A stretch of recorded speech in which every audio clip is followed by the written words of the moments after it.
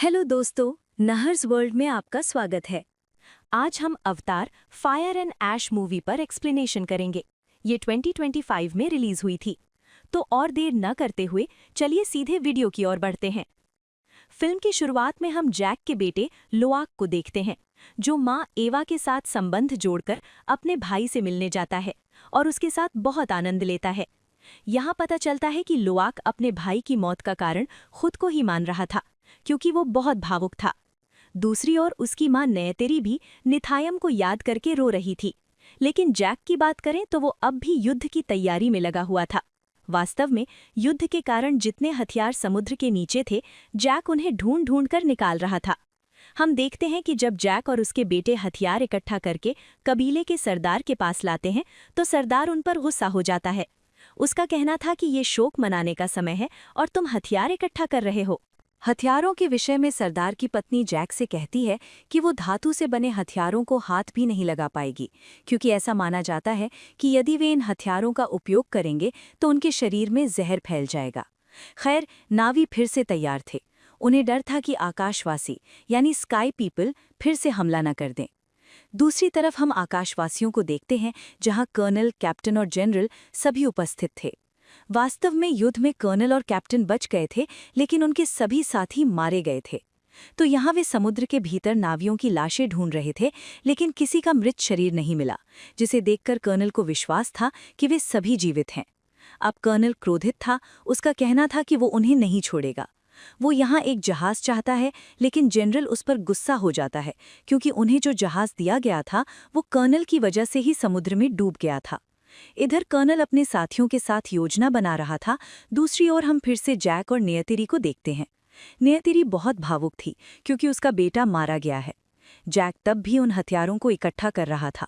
उसका कहना था कि वो अपने दुश्मनों के गोला बारूद का जवाब चाकू से नहीं दे पाएगा, इसलिए चाहे जो हो जाए वो इन हथियारों का इस्तेमाल करेगा। इसके बाद हम देखते हैं कि उनके कबीले के पास कुछ सौदागर आते हैं। सौदागर यानी दुकानदार जो सामान बेचते हैं। तो वे यहाँ अपना बाजार लगाते हैं। अब नावी उनका सामान खरीद रहे थे, तभी जैक एक फैसला लेता है। वो अपनी संतानों से कहता है कि उसने फैसला किया है कि स्पाइडर को स्पेसशिप में छोड़कर आएगा। वास्तव में स्पाइडर आकाशवासी कर्नल का बेटा था, यानी एक इंसान। इसलिए वो नावियों की जगह पर मास्क के बिना सांस नहीं ले सकता था। इसलिए वो हमेशा एक मास्क पहने रहता था, जिसमें ऑक्सीजन होती थी। लेकिन बैटरी खत्म हो जाने के कारण कभी कभी उसकी हालत खराब हो जाती थी। इसलिए जैक ने यह फैसला लिया था कि वो उसे स्पेसशिप में भेज देगा। लेकिन इस फैसले से किरी और लोआक बहुत असंतुष्ट होते हैं। उनका कहना था कि स्पाइडर की वजह से कोई समस्या नहीं होगी, वो यहीं रहेगा। स्पाइडर भी उन्हें छोड़कर जाना नहीं चाहता था, लेकिन जैक ने अपना फैसला सुना दिया था, इसलिए स्पाइडर को जैसे भी हो जाना ही होगा। जैक सौदागरों के साथ ही स्पाइडर को भेजना चाहता था, इसलिए वो सौदागरों के सरदार से मिलता है और बताता है कि स्पाइडर उनके साथ जाएगा। ये सुनकर सरदार उसे मना कर देता है। उसका कहना था कि वो सिर्फ स्पाइडर को ले जा सकता है, लेकिन तुम्हें नहीं, क्योंकि अगर आकाशवासियों को पता चला तो बहुत समस्या होगी। तब जैक सरदार को बहुत समझाता है और कहता है कि उस पर विश्वास किया जाए, कुछ नहीं होगा। सरदार राजी हो जाता है और जैक अपने परिवार के साथ स्पाइडर को विदा करने जाता है। हम देखते हैं कि सभी बहुत खुश थे। वे उत्सव मनाते हुए जा रहे थे, लेकिन उधर कर्नल को पता चल चुका है, क्योंकि उसका साथी उसे बताता है कि उसे एक वीडियो मिला है जिसमें सौदागरों के साथ जैक का परिवार भी है। ये जानकर कर्नल बहुत खुश होता है और कहता है कि अब वो नहीं बचेगा। कर्नल फिर से आक्रमण की तैयारी करता है। हम देखते हैं कि उनसे पहले कुछ लुटेरे सौदागरों पर हमला कर देते हैं। वास्तव में वे ज्वालामुखी में रहने वाले मानगा क्यून कबीले के थे, जिन्हें राह कबीला भी कहा जाता था, जो बहुत खतरनाक थे, और उनकी नेता वारांग थीं, जो बहुत भयानक थीं। तो यहाँ जैक और उसका परिवार उन लुटेरों के साथ बहुत लड़ाई करता है, लेकिन लुटेरे उन पर भारी पड़ते हैं। वे उनके वाहनों को जला देते हैं, जिससे घायल होकर नियकिरी जंगल में गिर जाती है, क्योंकि उसके शरीर में तीर लगा था। स्पाइडर, लोआक और किरी एक साथ थे, लेकिन उनके वाहन पर भी हमला किया जाता है, जिससे वे नीचे जंगल में गिर जाते हैं। तभी वे देखते हैं कि उन्हें ढूंढते हुए फिर से बारांग और उसके साथी पहुंच गए हैं। जैक के बेटे एकजुट होकर दौड़ना शुरू करते हैं और नदी की मदद से जंगल से बाहर निकल आते हैं। लेकिन समस्या ये थी कि स्पाइडर अपना दूसरा मास्क जहाज में छोड़ आया था, जिसके कारण उसके मास्क की बैटरी लो हो रही थी। उनके पास कोई रास्ता नहीं था। अगर वे उसका मास्क लाने नहीं जाते तो स्पाइडर सांस न ले पाने के कारण मर जाता। इसलिए वे फैसला लेते हैं कि वे फिर से उस जगह जाएंगे जहां उनका जहाज गिरा था। दूसरी ओर जैक अपने परिवार को ढूंढ रहा था। वो जंगल जंगल घूम रहा था लेकिन किसी को नहीं पा रहा था। लेकिन अचानक उसे ढूंढते हुए कर्नल आ जाता है और जैक को पकड़ लेता है। लेकिन जैक उसे बताता है कि उसे स्पाइडर का मास्क मिला है, जिसका मतलब है कि स्पाइडर इसे भूल गया है और अगर उसे ये मास्क नहीं मिला तो वो मर जाएगा। ये सुनकर कर्नल चिंता में पड़ जाता है क्योंकि स्पाइडर उसका अपना बेटा था। वो जैक से कहता है, ठीक है, चलो इसे ढूंढते हैं। हालांकि कर्नल के साथी उसे जाने नहीं दे रहे थे, लेकिन कर्नल ने नहीं सुनी। अब वे स्पाइडर को ढूंढने एक साथ निकल पड़ते हैं। दूसरी ओर नयतिरी घायल थी, लेकिन अब उसे होश आ गया है। वो घायल अवस्था में ही अपने वाहन पर सवार होकर निकल पड़ती है। उधर ऑक्सीजन न मिलने के कारण स्पाइडर की हालत खराब हो रही थी। वो लगभग मर ही रहा था। तभी किरी माँ एवा का एक पत्ता देखती है, जिसे देखकर उसे कुछ अजीब लगता है। वो एवा के साथ संबंध जोड़ती है और स्पाइडर को जमीन पर लिटाकर माँ एवा की शक्ति से उसे ठीक करने की कोशिश करती है। हम देखते हैं कि स्पाइडर के भीतर एवा प्रवेश करती है और वो फिर से जीवित हो उठता है। यानी अब वो मास्क के बिना भी सांस ले पा रहा था। वे बहुत खुश थे, लेकिन अचानक वहां वारांग आ जाती है और उन पर हमला करके पकड़ लेती है। इसी बीच जैक ढूंढते हुए वहां पहुंच जाता है। वो देखता है कि उसकी संतानों को रा कबीले के लुटेरों ने पकड़ लिया है। वो कर्नल से कहता है कि उसके हाथ खोल दे, वरना वो स्पाइडर को मार देंगे। क्योंकि स्पाइडर को देखकर वारांग भी हैरान थी। उसका कहना था कि ये आकाशवासी हैं, इनके लिए यहाँ की हवा जहर है, लेकिन ये सांस कैसे ले रहा है। तब किरी कहती है कि ये माँ एवा के कारण हुआ है। अब वारांग उनकी देवी का मजाक उड़ाती है। इधर जैक और कर्नल उन पर आक्रमण कर देते हैं, लेकिन कुछ देर बाद वारांग अपने बालों की चोटी की शक्ति से उन्हें फिर से पकड़ लेती है। अब वो उनकी बंदूक देखकर हैरान थी, इसलिए उस बंदूक को चलाने के लिए कहती है।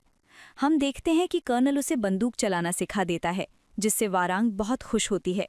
वो खुशी में नाच रही थी, तभी कीरी की चोटी का माँ एवा के साथ संबंध होता है, जिससे एवा की शक्ति से वहां के कांटेदार पेड़ों से कुछ कांटे निकलते हैं और लुटेरों को लगते हैं, जिससे वे मर जाते हैं। अब मौका पाकर जैक अपने बेटों को छुड़ाकर भागने लगता है। तभी वारांग देखती है कि वे भाग गए हैं, जिसे देखकर वो और भी गुस्सा हो जाती है। उसका कहना था कि वो अब उन्हें हवा से पकड़ेगी। दूसरी ओर नयतिरी अपने कबीले में पहुंच गई थी। वो बुरी तरह घायल थी, इसलिए उसका इलाज चल रहा था। होश आने के बाद वो घायल होने के बावजूद जैक और अपनी संतानों को ढूंढना चाहती थी, इसलिए वो जबरदस्ती कुछ लोगों के साथ उन्हें ढूंढने निकल पड़ती है। उधर वारांग अपने साथियों के साथ उन्हें ढूंढ रही थी और जैक नदी के रास्ते सबको लेकर एक जगह जाता है, जहां वे रात बिताते हैं। यहीं वो कर्नल को समझाता है कि वो अपनी जिद छोड़ दे, क्योंकि कर्नल उनके साथ होने के बावजूद जैक को पकड़ने और मारने की बात कह रहा था।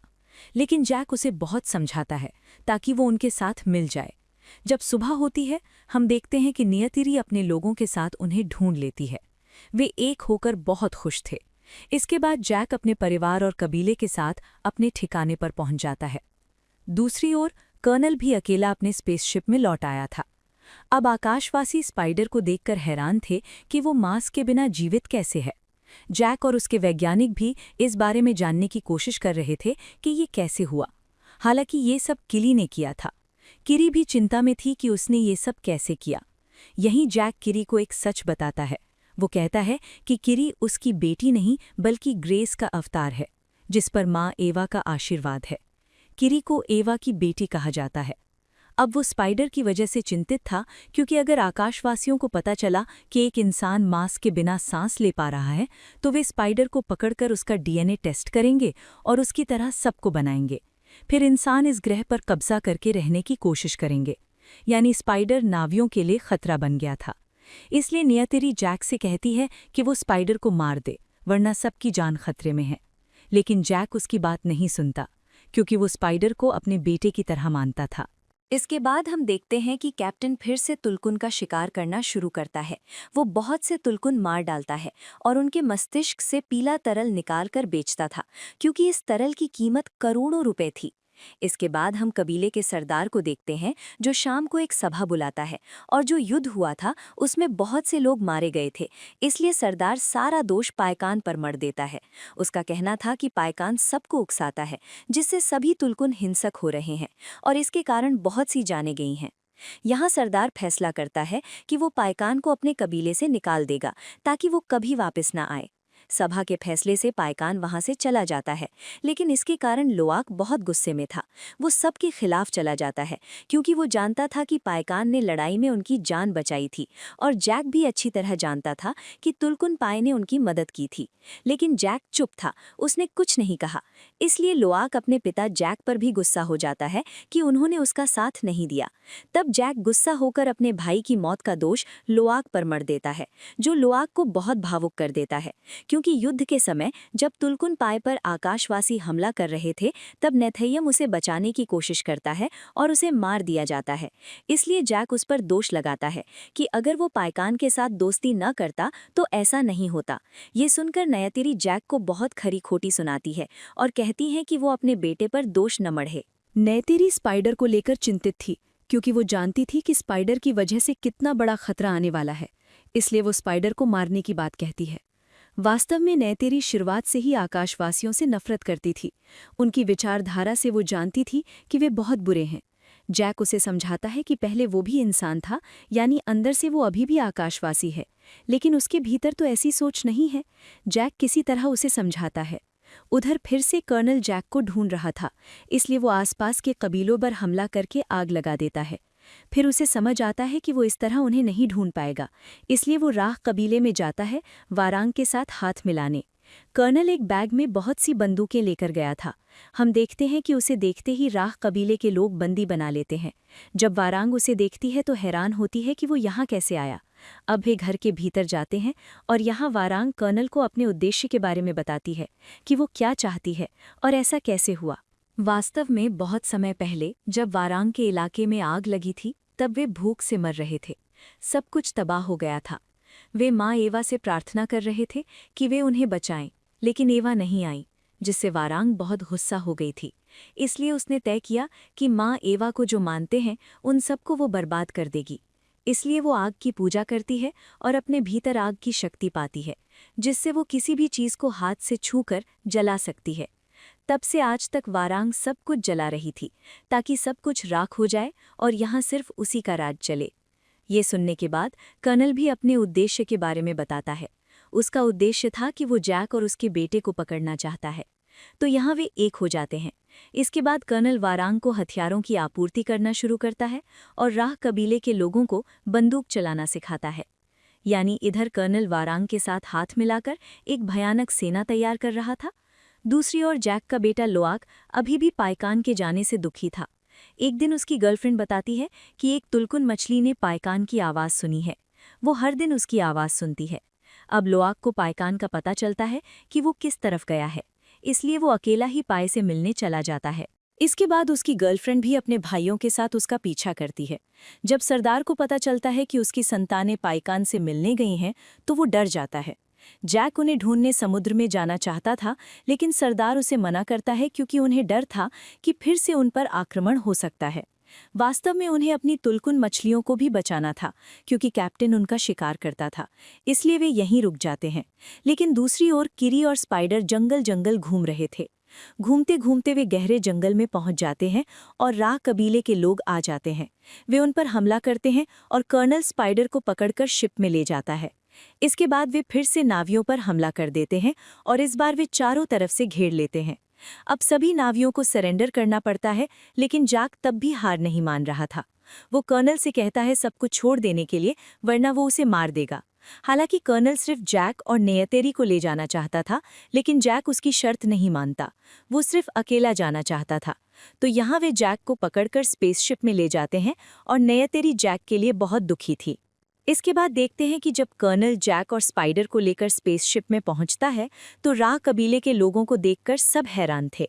जनरल कर्नल पर गुस्सा होता है और कहता है कि इन्हें जल्दी स्पेसशिप से बाहर निकालो, लेकिन कर्नल ने नहीं सुनी। वो उन्हें अपना दोस्त कहता है और उत्सव मनाता है। दूसरी ओर लोवाक और सरदार की बेटी अभी भी पाए को ढूंढ रहे थे।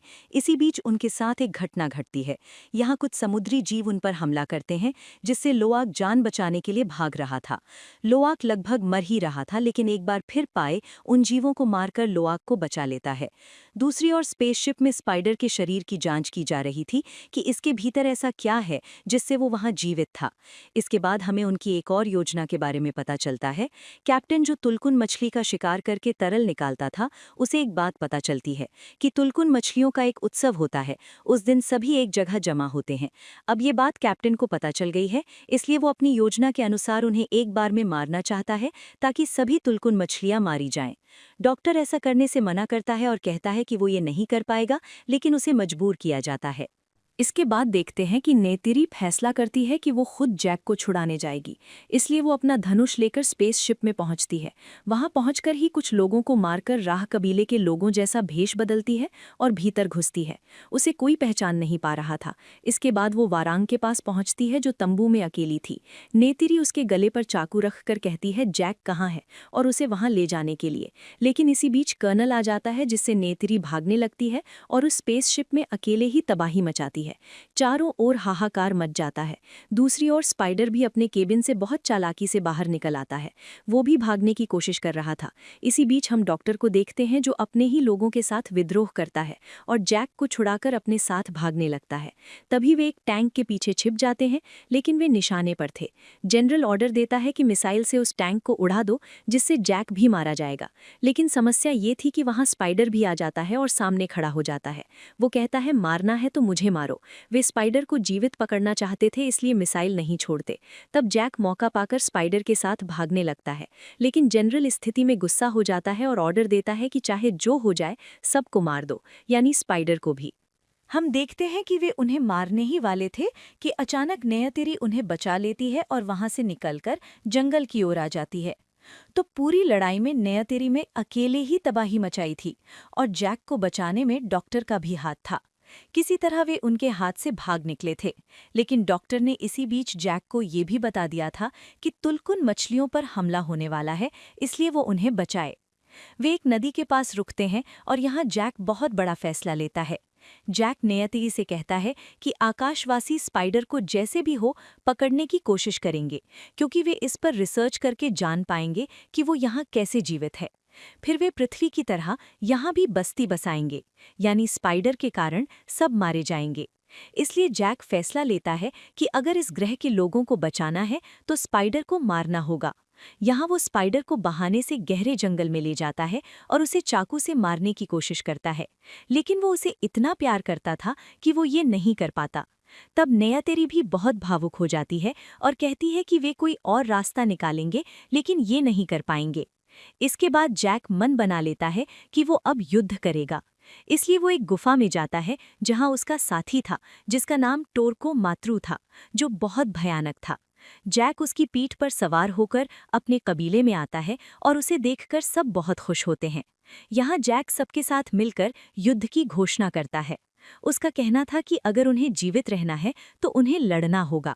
अब सभी तो तैयार थे, लेकिन एक समस्या थी। क्योंकि तुलकुन मछलियों का इस कारण शिकार करना आसान था कि उन्होंने एक कसम खाई थी कि वे कभी किसी को नहीं मारेंगे। और हमने देखा था कि पिछले युद्ध में पाए ने इंसानों को मारा था, इसलिए उसे कबीले से निकाल दिया गया था।